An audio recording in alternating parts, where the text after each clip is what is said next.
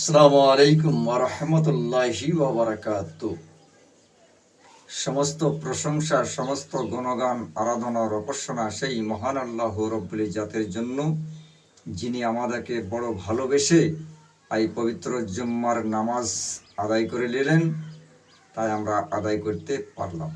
যদি আমরা আল্লাহ পাক যদি আমাদেরকে আদায় না করে নিতেন, তাহলে কিন্তু আমরা জুম্মার নামাজ আদায় করতে পারতাম না।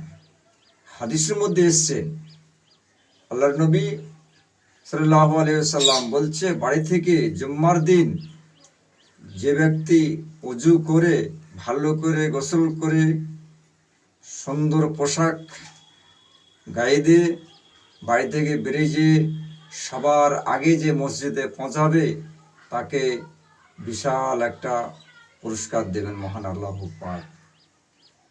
সর্বপ্রথম যে মসজিদে যাবে, তাকে একটা ওট কোরবানি দিলে যা সব হয়, ওই কোরবানি দেওয়ার সব তাকে তার আমলনামায় লিখবে।